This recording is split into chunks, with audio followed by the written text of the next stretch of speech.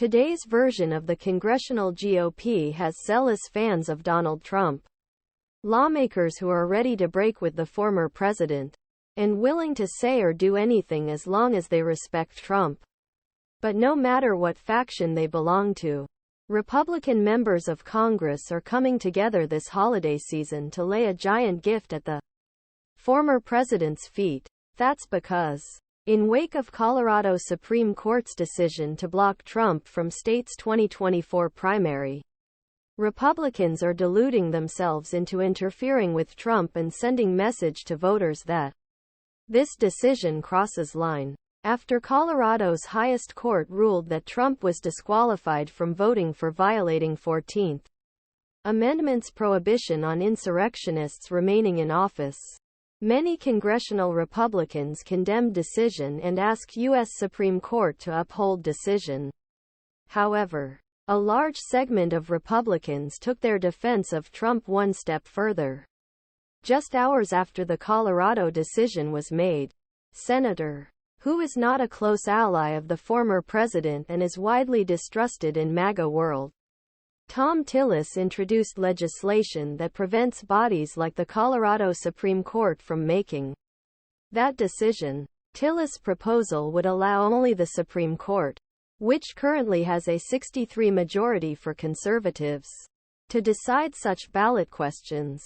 Whether you support or oppose former President Donald Trump, it is outrageous to see left-wing activists making a mockery of our political system by scheming with partisan state officials and pressuring judges to remove him from the ballot, Tillis said. Meanwhile, Sen. Steve Daines, who heads the Senate GOP's campaign arm and is a staunch Trump ally, said he plans send a letter to the U.S. Supreme Court asking them immediately reverse this blatant election interference. For the sake of our democracy, in a characteristic development for this Republican-controlled House, Trump partisans began threatening use congressional power not only to oppose the Colorado decision, but also take revenge on Democrats.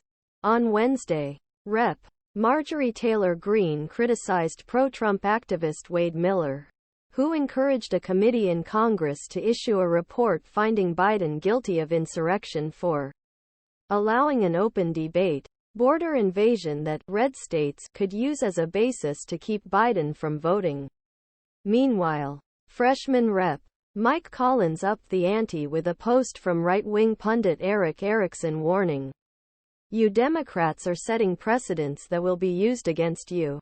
Only if the GOP has the guts to fight back." Collins responded, "With these Trump supporters pushing rhetoric so far to right, even Republicans on other side of MAGA divide have no choice but to join in." On Tuesday, Rep.